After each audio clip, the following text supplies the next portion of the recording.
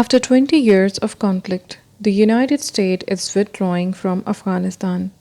For the United States and its allies, Bagram Air Base was the epicenter of the war against the Taliban and Al Qaeda. US led coalition forces settled in December 2001, and the air base was transformed into a massive base capable of accommodating up to 10,000 troops. Now they are gone after President Joe Biden pledged to remove all American forces before September 11. Meanwhile, the Taliban are gaining ground, continuing their rapid advance in parts of Afghanistan and seizing dozens of districts. The cost of this war has been astronomical, both in human lives and in money. But what was it? And did the United States achieve its goal? How was the last 2 decades of Afghanistan political situation? We will discuss it in 9 points.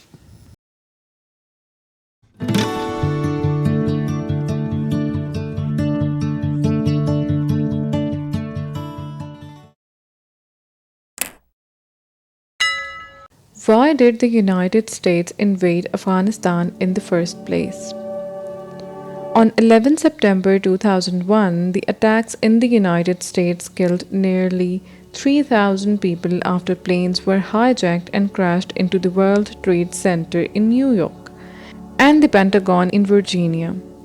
A fourth plane has crashed in the field in Pennsylvania. Osama bin Laden, the leader of the Islamist terrorist group Al Qaeda, was quickly identified as responsible. The Taliban, the radical Islamist group who ruled Afghanistan and protected bin Laden, refused to hand him over. A month after 11 September, the United States launched air strikes against Afghanistan to defeat the two groups. Within 2 months of the launch of attacks by the United States and its international and Afghan allies, the Taliban regime collapsed and its fighters took refuge in Pakistan. But they did not simply disappear, their influence increased and they entrenched themselves. The group made hundreds of millions of dollars a year from drug trafficking, mining, and taxes. A new government backed by the United States took power in 2004, but deadly Taliban attacks continued over the years. International forces working with Afghan troops have struggled to counter the threat posed by this reinvigorated group. Afghan civilians and military alike are paying a heavy price for the conflict.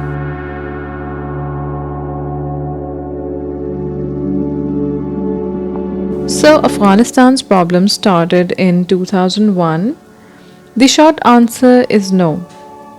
Afghanistan has been at almost permanent war for decades, even before the invasion of the United States.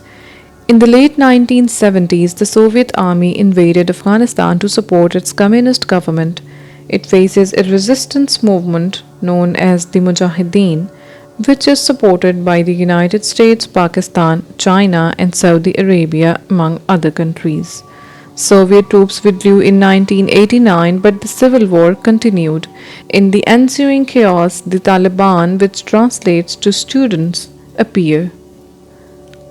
How did Taliban gain such influence? The Taliban rose to prominence in the border area of northern Pakistan and southwestern Afghanistan in the early 1990s. They promised to fight corruption and improve security for Afghans, many of whom are affected in a destructive civil war.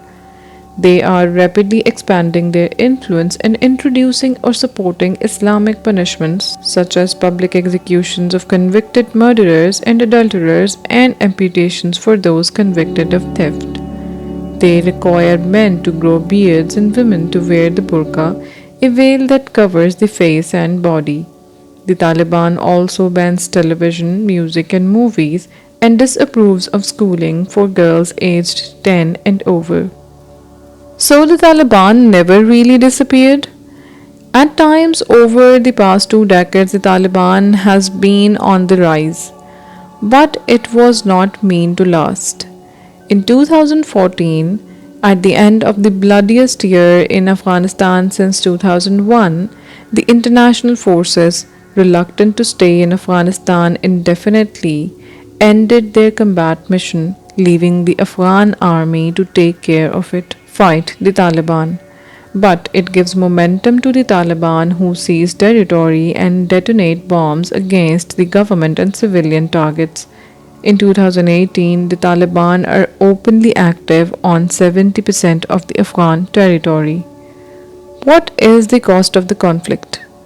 Over 2,300 US servicemen have been killed and over 20,000 injured, along with over 450 Britons and hundreds of other nationalities.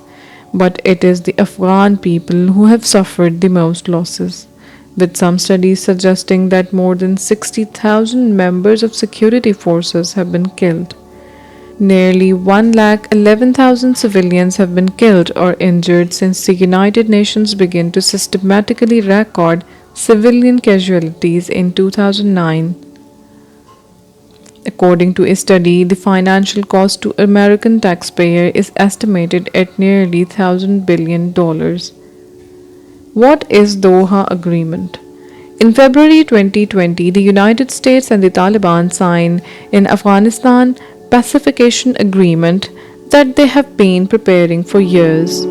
Under the deal, the United States and its NATO allies agree to withdraw all of their troops in exchange for a Taliban pledge not to allow Al Qaeda or any other extremist group to operate in areas they control. As part of the talks last year, the Taliban and Afghan government were both involved in the release of prisoners. Nearly 5,000 Taliban militants were released in the months following the agreement. The United States also promises to lift sanctions against the Taliban and work with the United Nations to lift its own sanctions against the group. The United States negotiated directly with Taliban without the presence of Afghan government. It is time, after all these years, to bring our people home, President Donald Trump said at the time. Are all American forces leaving Afghanistan? The last US and NATO forces withdrawn from Bagram Air Base, leaving security to the Afghan government. About 650 US troops are expected to remain in the country, according to sources. This mainly involves ensuring the protection of diplomats and helping to monitor Kabul International Airport, a vital transport hub for this landlocked country. What is the current situation? Since the deal, the Taliban appears to have shifted their tactics from complex attacks on towns and military outposts to a wave of targeted assassinations that have terrorized Afghan civilians.